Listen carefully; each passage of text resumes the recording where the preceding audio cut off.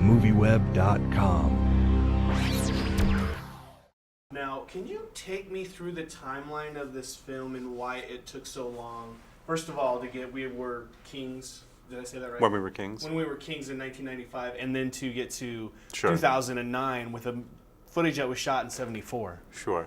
Yeah, it all it all sort of moved along. There was always something happening, but it didn't happen very quickly. And basically, right after the concert, the production company essentially went bankrupt. They couldn't pay their bills. That led to about 10 years of litigation and fighting over the ownership of the footage. Leon Gast, who was the director at the time, through legal means, ended up owning it with his business partner, David Sonnenberg. Then for another 10 years, they were raising money and working on the film that became When We Were Kings. And ultimately, I was brought in 1995 to, once the right concept was developed, to kind of do that final version of the film as an editor. And then I always knew that we were putting great, amazing material back in the vault, but I really didn't have the wherewithal to think about turning it into a film. And then in 2006, it dawned on me that it was really time to make this movie. So I contacted the producer, David Sonnenberg, and we were able to put a deal together. So, it was sort of like an overnight success after 35 years.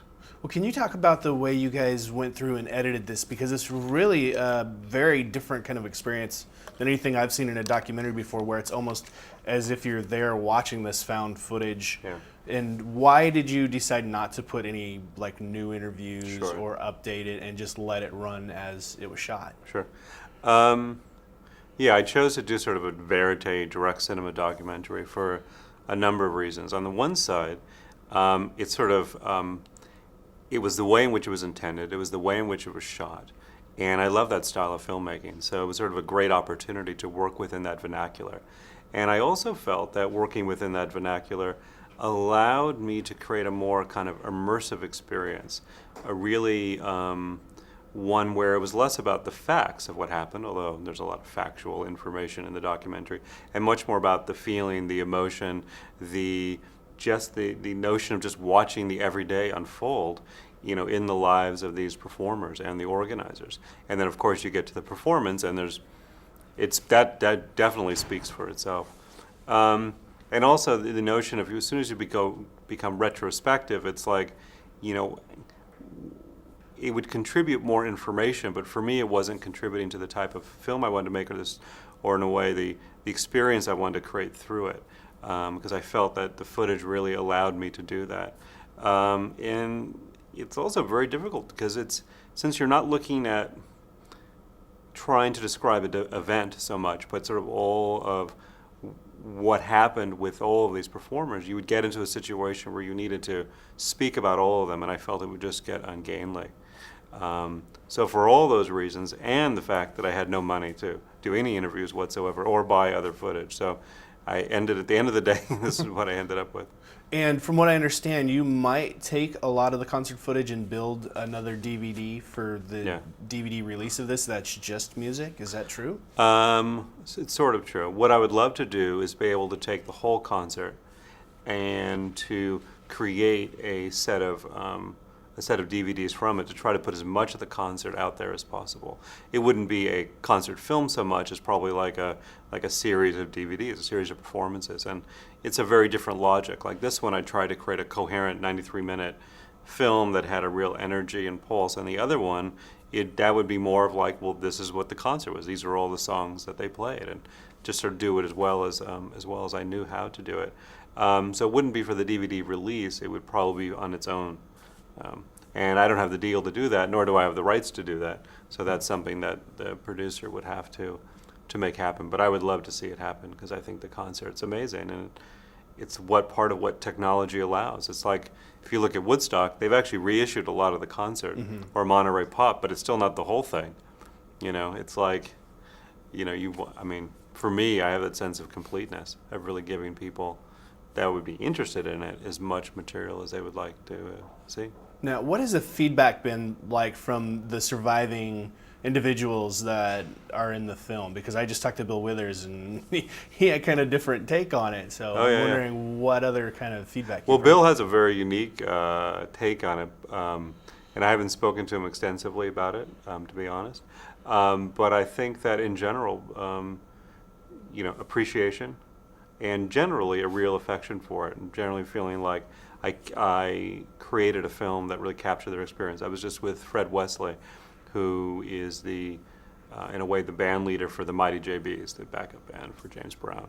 And he loved the film and really felt like that said it for him. And same with Stuart Levine, who was one of the organizers. So, I think the one thing I could be accused of is I really, though I get into the logistics and all the difficulties of putting the concert on, the overall feeling of it is, one of a positive experience, which I think was what most people had, but of course not everybody. People are diverse. But it's what I took from it, it's what I saw in the footage, so that's what I wanted to portray. Now, what was your day-to-day experience like going through the footage? Because I read a little bit that you were like, it was just like a treasure trove of just gems, Sure. everything you looked at. And how Sure. difficult was it to pick out exactly what you wanted to use in the film? Yeah. The process of going through the footage was, it was difficult and tiring in a way. The first pass was a couple of months just watching it down. And from that, myself and my editor, Dave Smith, decided that there was maybe 60 or 70 scenes that were worthwhile looking at. So we cut those into scenes, and then it became a 4-hour version without music. And then really at that level, now you kind of have the material, all the elements you need for film. You can really begin to make decisions.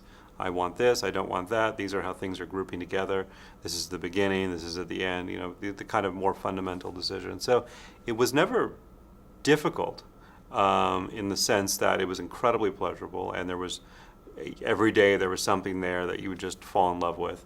So really the only difficulty became, what you're going to cut out or what you're going to leave out.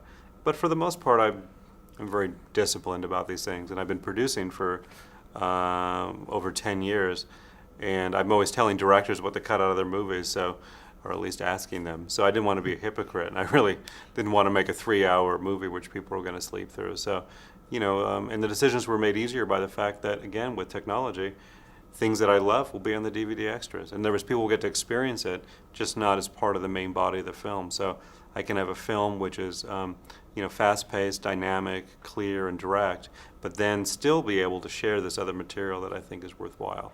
So, and I think that for me is a great combination, because ultimately, people come to it with very different expectations, but I think the general expectation is kind of an immediate, pleasurable experience. So I wanted to satisfy that first and foremost.